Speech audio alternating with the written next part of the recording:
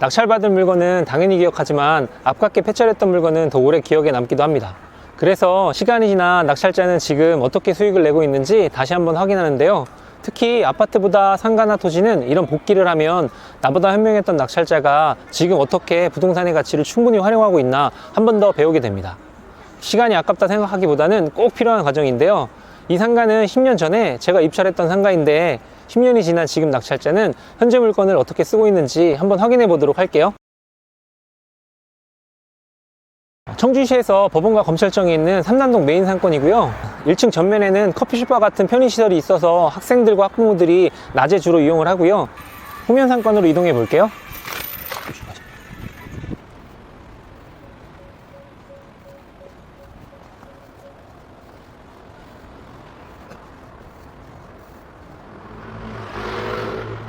이렇게 1층 후면 상가에 식당과 술집이 있다면 저녁과 밤 늦게까지 손님이 끊이지 않는 좋은 상권이라고 볼 수 있겠죠. 안으로 들어가서 다시 한번 확인해 보도록 하겠습니다. 안에서 확인해 보게 되면 2층에는 식당, 3층부터 7층까지는 병원과 학원, 사무실이 모두 임차되어 있는 것을 확인할 수 있습니다. 이렇게 안정적인 상권에 좋은 임차인까지 맞춰져 있다면 좋은 상가라고 볼 수 있겠죠. 한번 엘리베이터를 타고 예전에 경매 물건 나왔던 4층으로 이동해 보도록 하겠습니다. 이 자리는 지금 스터디 카페로 업종이 변경되었네요. 시간이 지나면서 트렌드가 계속 변하면서 시장에서 원하는 업종으로 상가 임차인이 계속 바뀌고 있는 것 같은데요. 2층부터 7층까지 학원이 가장 많았기 때문에 학생들이 이용할 수 있는 스터디 카페가 가장 이 상가에 필요한 업종 같습니다. 안에 들어가서 한번 확인해 볼까요? 요즘에는 이렇게 출입을 자동으로 관리해주는 키오스크가 있어서 인건비도 아끼고 출결 관리도 자동으로 해주고 있는 것 같아요. 밖에서 보이는 분위기가 심상치 않은데요. 이 상가의 실평수는 83평이었는데 어떻게 사용 중인지 한번 확인해 볼까요?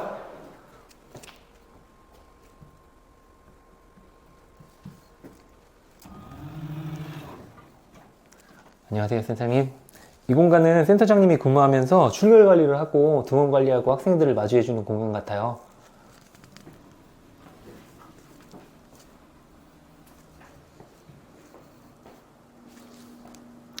이 공간은 학생들이 쉬면서 음료수도 먹고 휴식을 취할 수 있는 공간 같아서 아늑하고 되게 좋아 보이네요.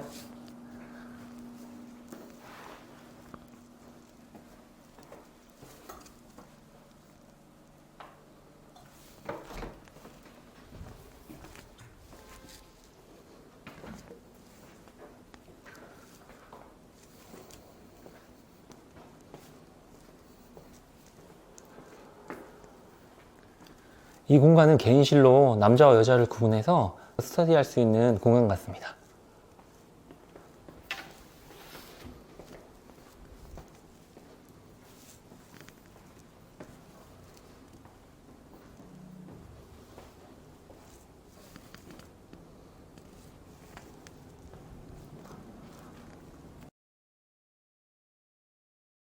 남녀가 공간을 분리해서 편안하게 공부할 수 있는 공간 같습니다.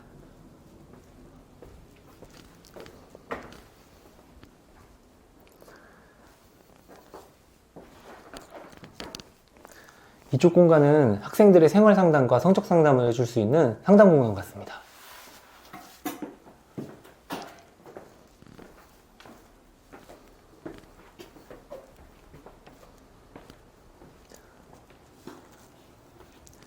이쪽 공간은 누구에게도 방해받지 않고 1인실로 편안하게 집중해서 공부할 수 있는 공간 같은데요. 안에를 한번 확인해 볼까요?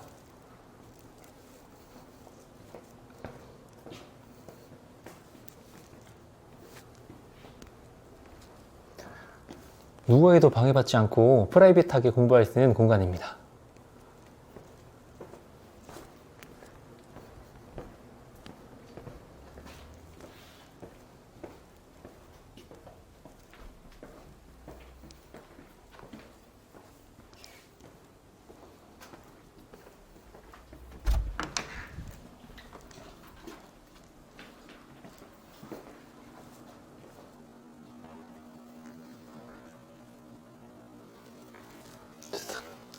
사실 이 상가는 제 상가입니다.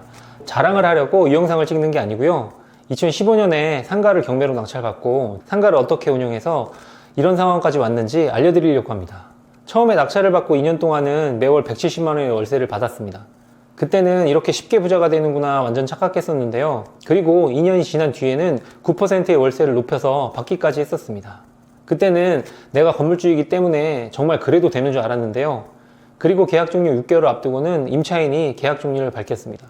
막대한 시설 투자금을 투자했지만 시장 변화의 트렌드를 읽지 못했고, 사실 이 상가에 어린이 놀이터는 필요하지 않았습니다.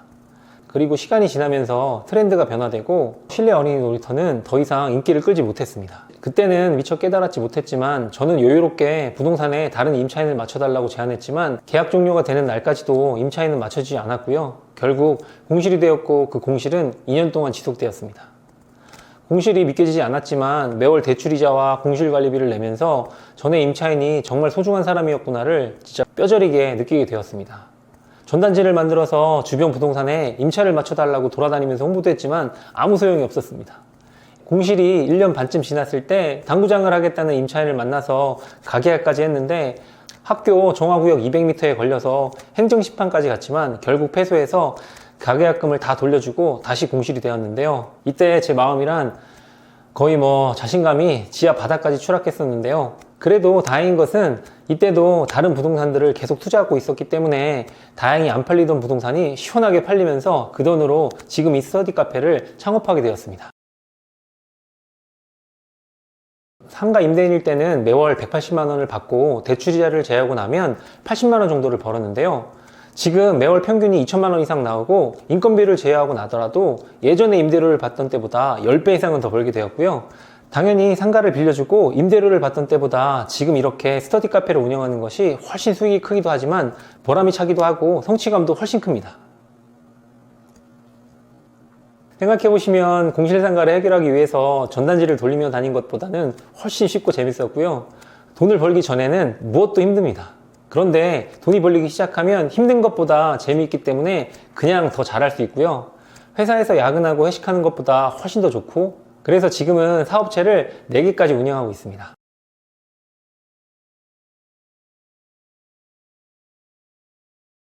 (10년) 동안 제가 여기를 몇 번이나 왔다 갔다 했을까요? 10년 동안 상가 임차인들이 계속 바뀌고 저도 이렇게 계속 변화하고 있는데 시장 변화에 적응하지 못하면 결국 살아남지 못하더라고요. 그게 부동산 경매도 마찬가지였고요. 상가 운영도 마찬가지고 사업도 회사도 마찬가지였던 것 같은데요. 그래도 이 상가 덕분에 상권 분석도 하고 상가에 어떤 업종이 들어와야 하는지 누구보다도 더 잘 알게 되었고요. 덕분에 제가 이 상가에서 제일 많이 변화했고요. 가장 큰 수익을 내면서 가장 잘 생존하고 있습니다. 2021년 3월에 무인 스터디 카페로 시작해서 3개월 만에 최고 매출을 기록했었는데요. 지금은 무인 스터디 카페보다는 관리형 스터디 카페로 트렌드가 바뀌었고요.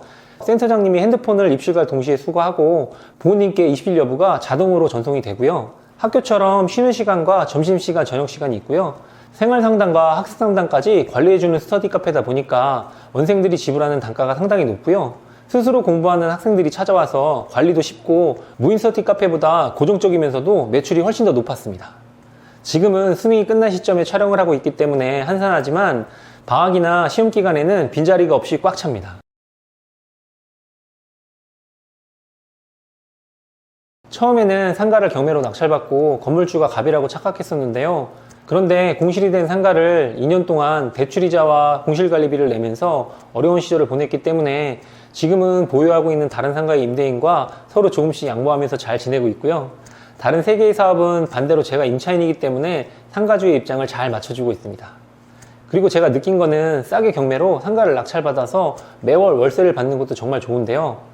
상권을 잘 선택한 내 상가에서 지금 내가 필요한 업종으로 내 사업을 하게 된다면 상가 월세보다 훨씬 더 큰 돈을 사업으로 벌 수 있습니다.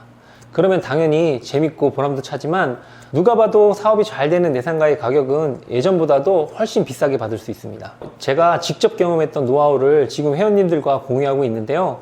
지금 이 영상이 상가 구입을 고려하고 있는 분들이나 창업을 준비하고 있는 분들에게 도움이 되셨으면 정말 좋겠습니다. 긴 영상 봐주셔서 정말 감사합니다.